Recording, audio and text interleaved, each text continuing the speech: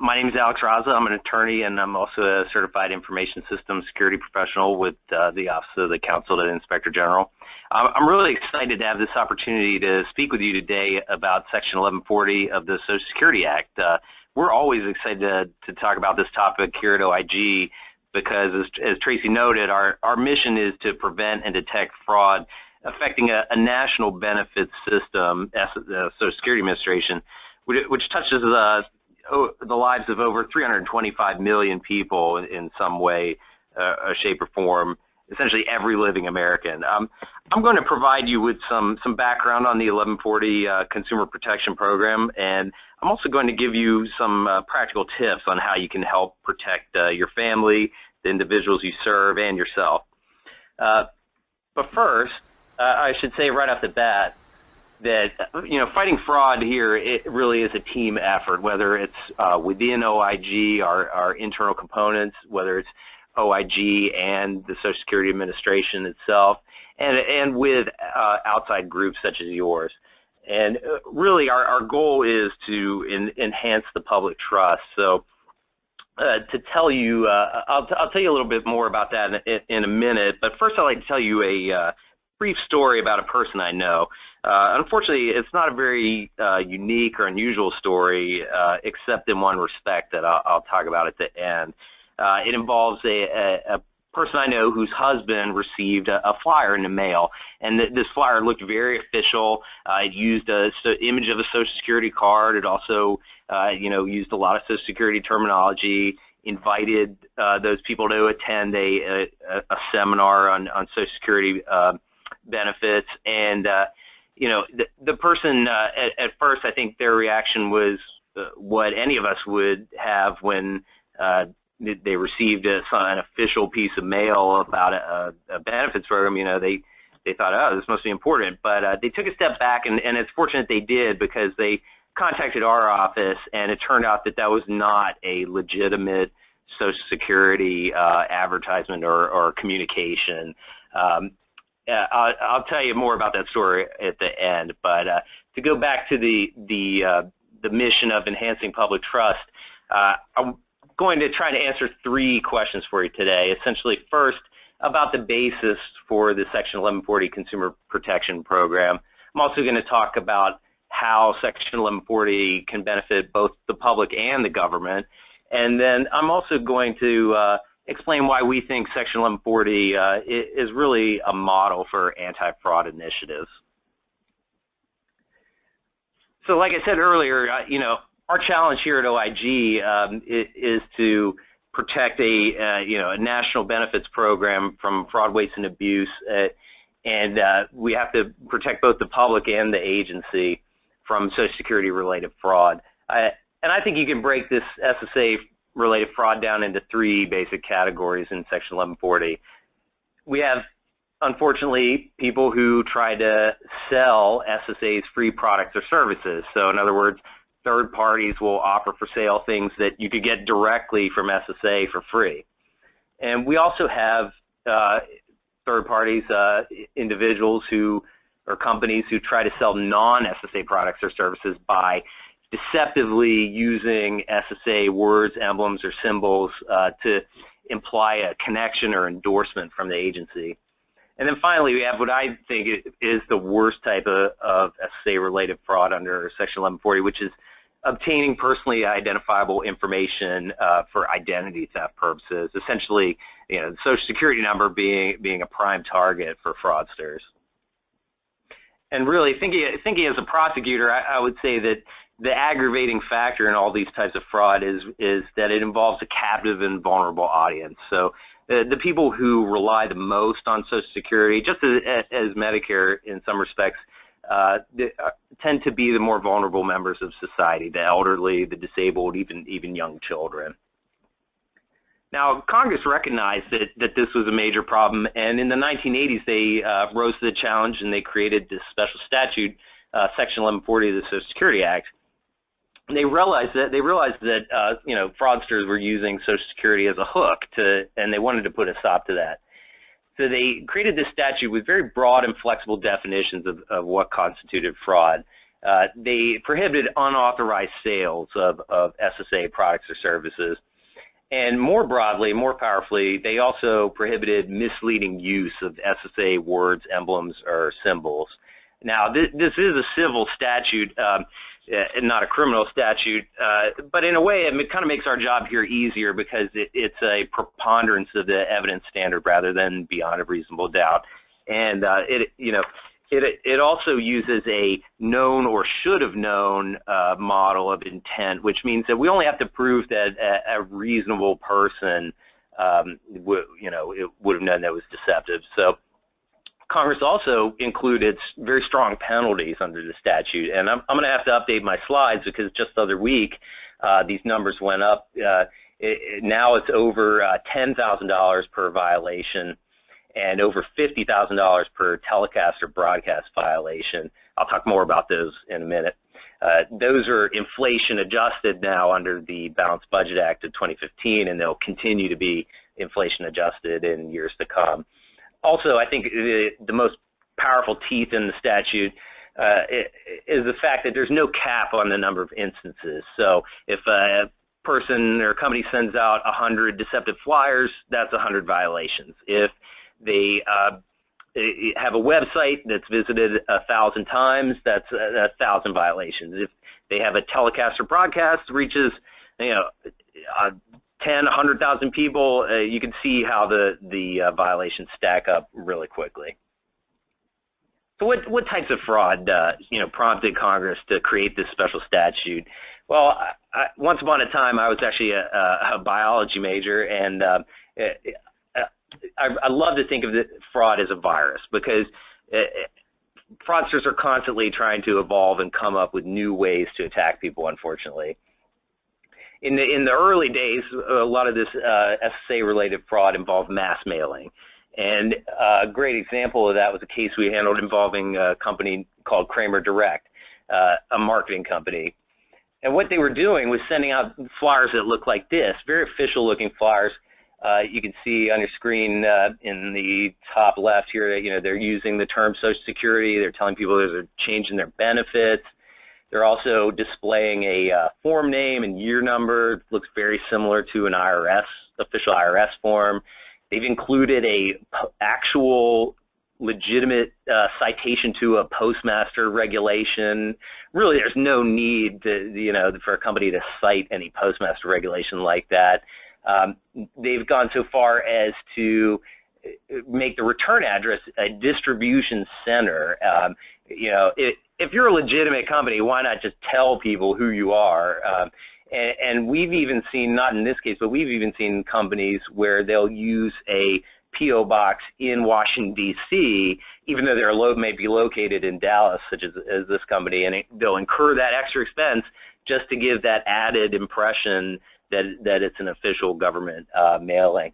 Now, in Kramer Direct's case, they included a tiny, tiny disclaimer on the bottom of one side, and I'm an attorney. I can't tell you the last time I've closely read a disclaimer on a piece of mail, but Congress, fortunately, they were thinking about that, and under the statute, violation determinations are made without regard to any disclaimer that might be included.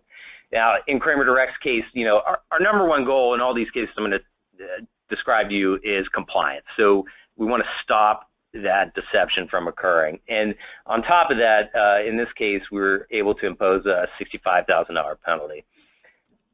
Another example of this mass mailing fraud involved a company, Colonial Penn. You may remember them. They have run ads with Alex Trebek from Jeopardy, an insurance company, and they were offering a free guide to Social Security when you purchased units of life insurance from them. Now, again, a very official-looking, flyer here. They, imply a connection or endorsement from the agency, and in this case, we kind of went easy on them, not because we're big Alex Trebek or Jeopardy fans, but because they actually had authorization to distribute these guides as a public service, but as we were able to prevail upon, that they were using this as a sort of incentive for selling their life insurance.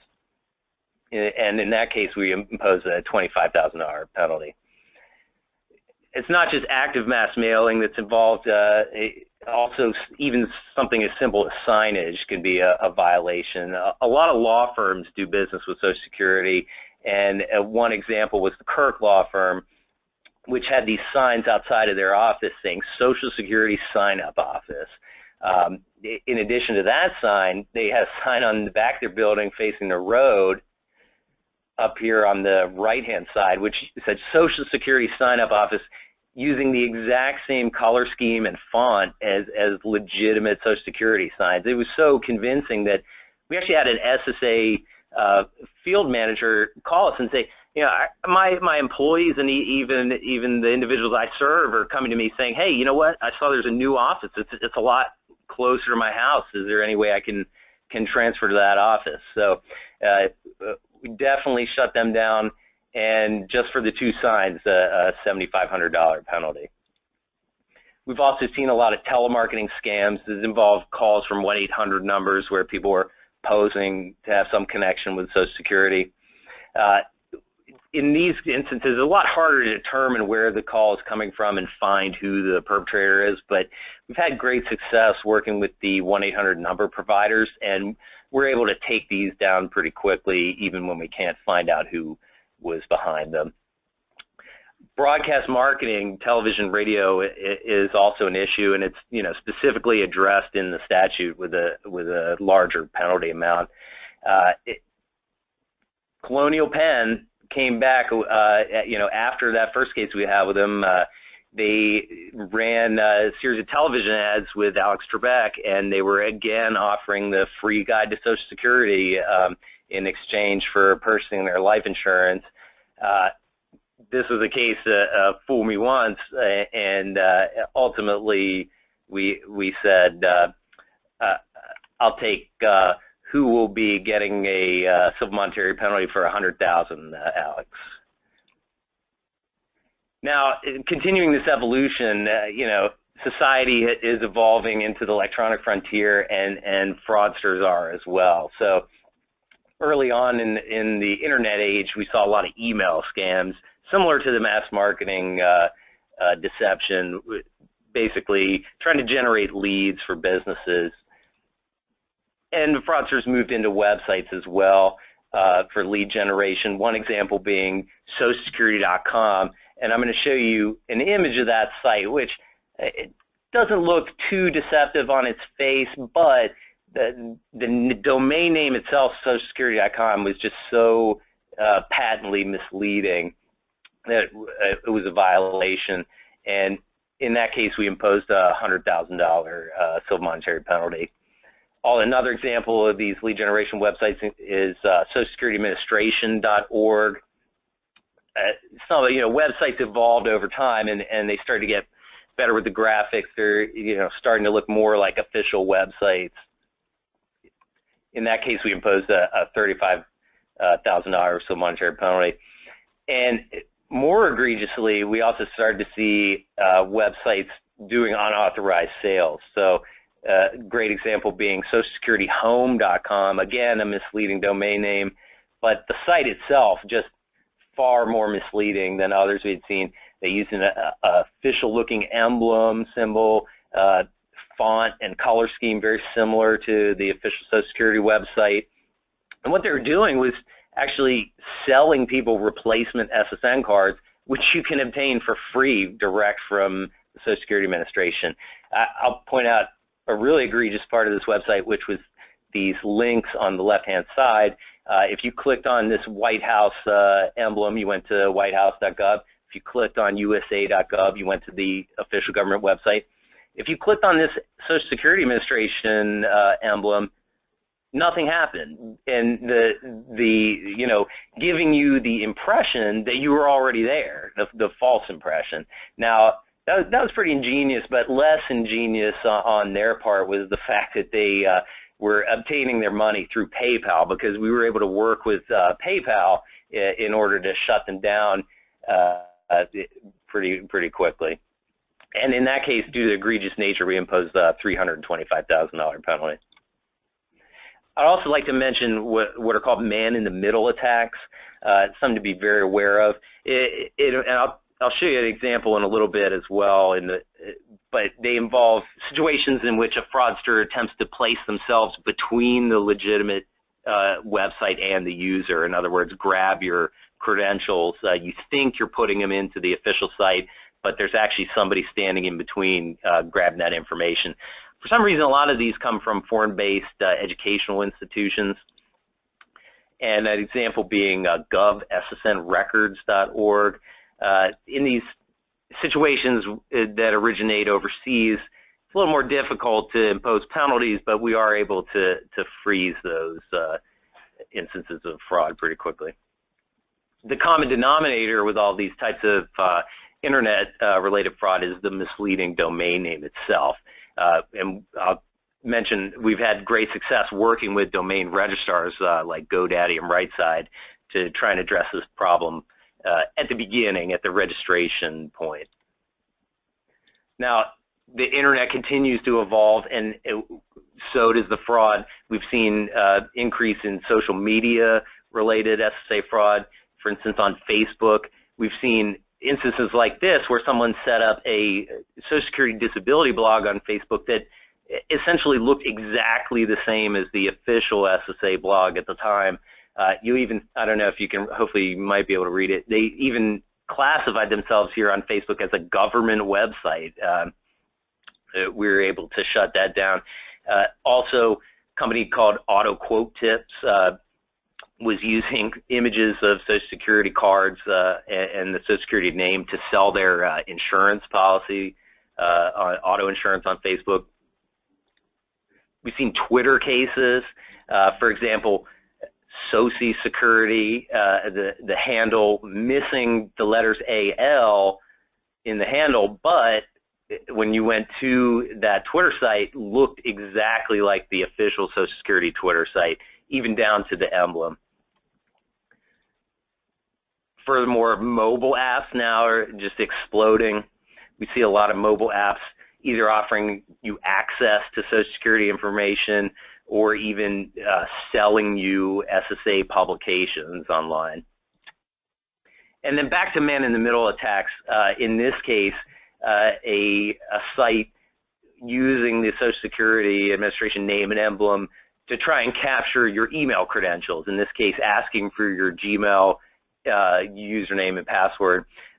I'll point out, just a practical note, SSA, the agency, will never ask you for your credentials to an email account.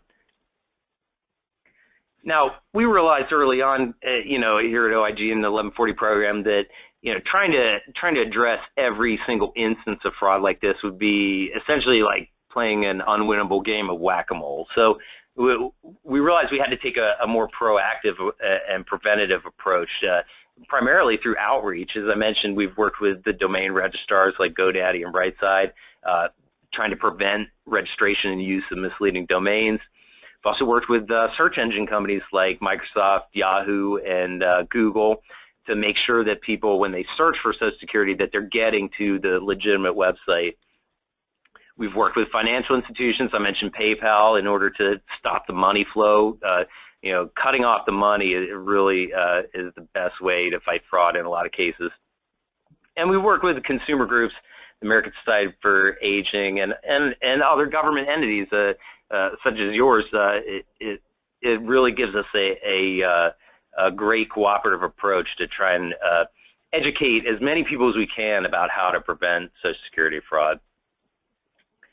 So going back to the story I told you at the beginning, the one unique aspect of that story was that the person who received the deceptive flyer was actually the husband of our Inspector General, Gail Stone, and she passed that along to us, and you can bet we took that up really quickly.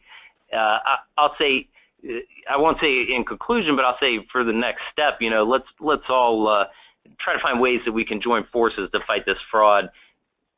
up on the screen, I've got our website where you can learn more about Section 1140, and also you can report fraud on our website, oig.ssa.gov/report. No matter how large or small you might think the fraud is, I encourage you to definitely report it.